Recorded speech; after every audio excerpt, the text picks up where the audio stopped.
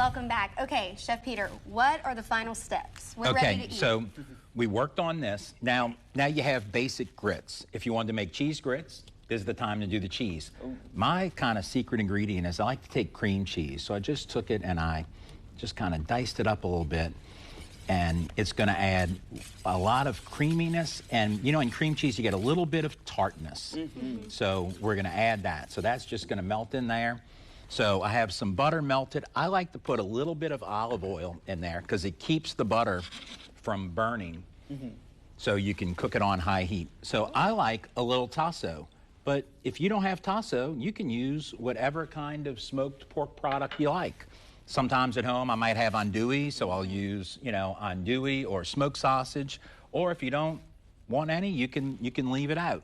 So we're just going to put it in the pan, and it's going to start to infuse the butter with that smokiness. And on things like sausage, if there's any extra fat in there, it's going to kind of render that fat. We're going to add some onions. And the corn was in here, but then you put right, it in the corn was in there.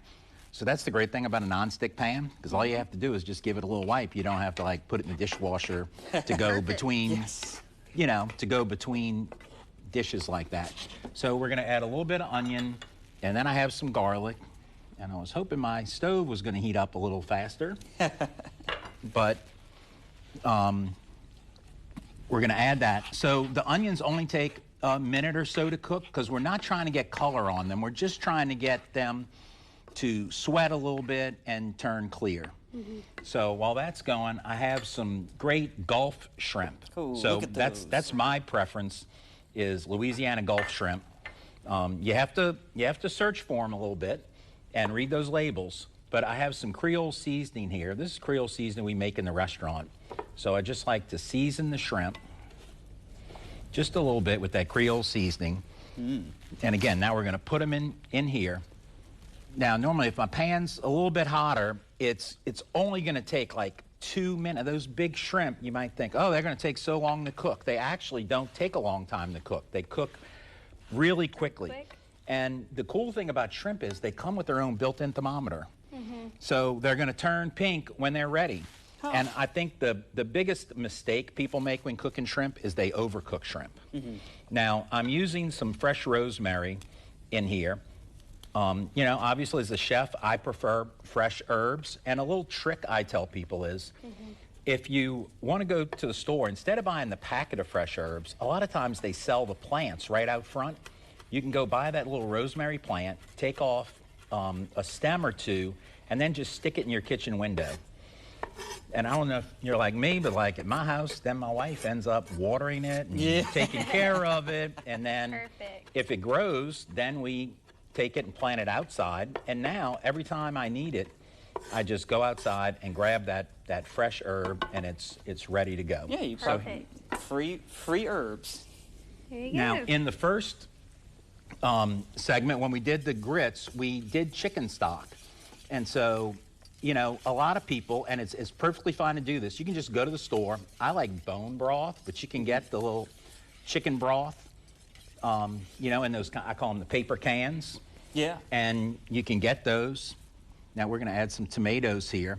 I like to make a cheater's chicken stock. So you might think my wife is the luckiest woman in America being married to a chef. But, you know, the problem is chefs work a lot. So yeah, I'm not home that often. So we don't, she'll end up eating things like rotisserie chickens. So I love to take those rotisserie chickens and take all those bones left over from it. I'm going to deglaze with a little bit of wine here. Oh, we thought that was for yeah, us. we thought we were going to have a nice Well, I saw some was missing. I didn't know what happened to it. But yeah, we're just going to stir that. So you can see, even though the fire's not that hot, the shrimp are already starting to turn just a little bit pink. So they're almost done. We're going to let that wine reduce a little bit, and then we're going to add a little bit of heavy cream, and we'll be done. But I like to take the leftover stems, that can go in the chicken stock. The tomato peel can go in the chicken stock. The onion peel, all those things, chefs love to reuse and repurpose and not just throw them away. So they go in our chicken stock that made our grits. And like I said, now it's starting to boil, so it'll be done in just a minute, and we'll add that heavy cream goes in there here, and that makes the sauce.